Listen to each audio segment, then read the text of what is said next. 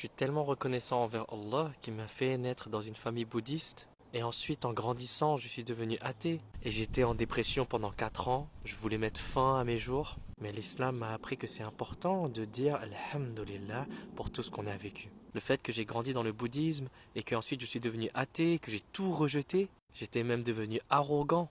Le fait d'avoir vécu tout cela et ensuite avoir été guidé vers l'islam, ça m'a permis de témoigner de la grandeur d'Allah, de la grandeur de sa miséricorde, de sa guidance, de sa sagesse. Tout ce que j'ai vécu m'a permis d'être le musulman que je suis aujourd'hui. Ça m'a permis d'avoir plus d'empathie. Les douleurs et les injustices que j'ai pu vivre m'ont permis de comprendre encore plus l'importance de parler avec un ton doux et bienveillant. Sans ce passé douloureux, je ne serais pas devenu la personne que je suis aujourd'hui. Alors, alhamdulillah, pour tout ce qu'on vit. J'aurais pu continuer à haïr mon passé, haïr la vie, haïr le Créateur. Mais penser et être comme ça m'aurait fait plus de mal que de bien.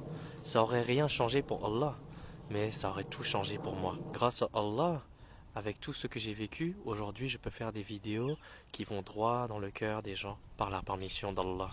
J'aurais pu mourir dans l'arrogance et la mécréance, mais Allah m'a quand même guidé vers l'islam. Allah m'a montré à quel point il est miséricordieux. Et je pense que j'aurais jamais compris cette guidance et cette miséricorde si j'avais pas vécu tout ça.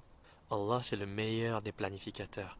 Il a le plan parfait pour tout le monde. Et ensuite, avec notre libre arbitre, c'est à nous de décider si on veut choisir le plan parfait qu'il a écrit pour nous, ou si on veut choisir le chemin de l'arrogance, si on veut rester têtu et penser qu'on sait mieux qu'Allah. Et même en faisant cela, Allah ne nous abandonne pas. Allah il continue de nous guider.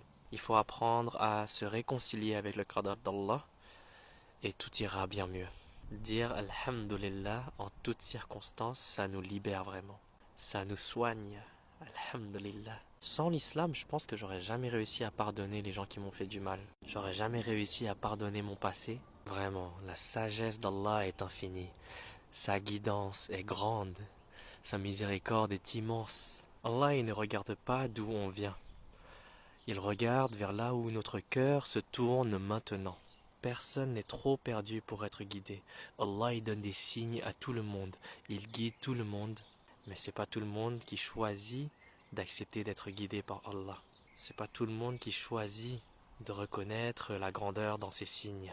Au final, on va tous retourner vers Allah. On va tous retourner vers notre Créateur.